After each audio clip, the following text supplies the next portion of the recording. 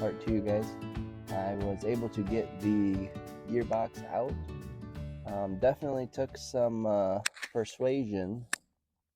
It was really inside of the rag joint. Like, it really had to get yanked to get out of there. So I'm going to try and clean that up next, just to get all the receiving splines clean, and maybe that'll make it easier to get the other one in. And I also took off this support here as well. If you remember, there was a support piece that went this way for the bumper. I took that off because that was in the way. And then the core support is right here. I don't know if it's going to fit or this is going to have to be notched as well. So I'm going to do that next, and we'll see if we can get closer to fitting in the new power steering gearbox.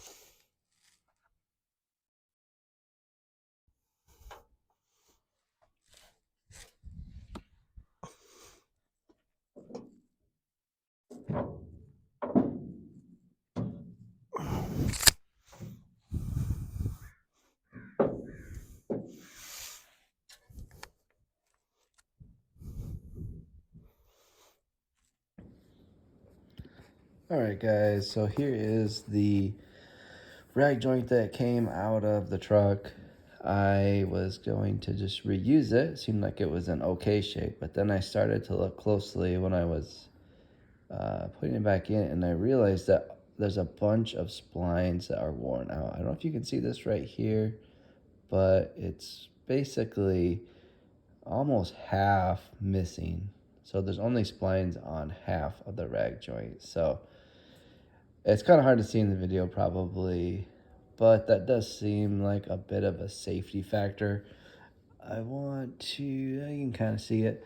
I wanted to do a budget build, but I definitely think your steering should be safe. So I'm gonna have to spring for a new rag joint as well.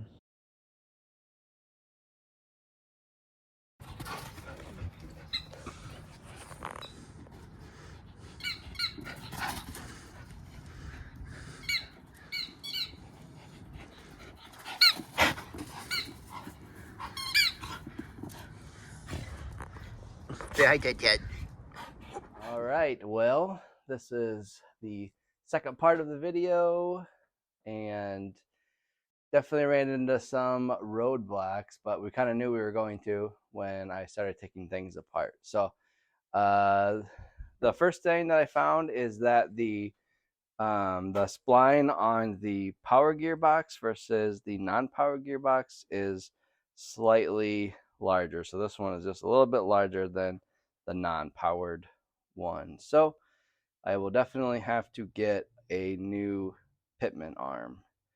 I also was able to shave off a little bit of that bracket that I pointed out, took off a little chunk, and so it's clearing that right now.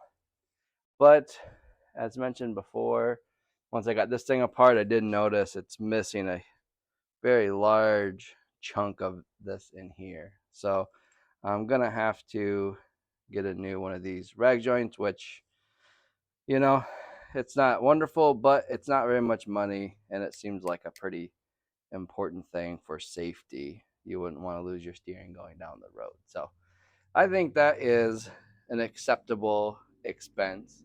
I can see where when you work on cars, you end up having to spend more money on parts than, or more money on the tools than the parts sometimes, because I've had to buy a bunch of stuff, like even these sockets I had to buy to make it work to get off the pitman arm.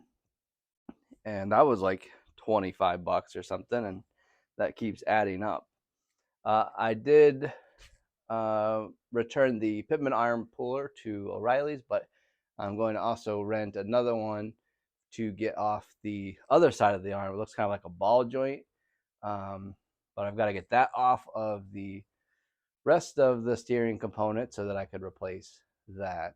I did find a guy on Craigslist here locally, not too far away in Sonoma, that has a pitman arm and an idler arm for like $30. So that's a pretty good deal. So I might see if I can get over there. But the sad news is there's another atmospheric river floating on through Northern California. So it sounds like we're going to be underwater for quite a few days. So I don't think I'm going to be able to get back to it for a few days. But I will keep you updated with any work that I am able to get done. So thanks for watching and stay tuned for the next part.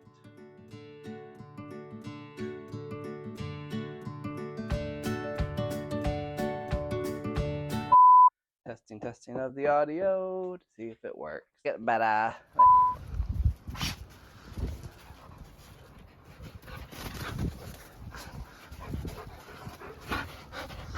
Hi Ted. Hi Chula.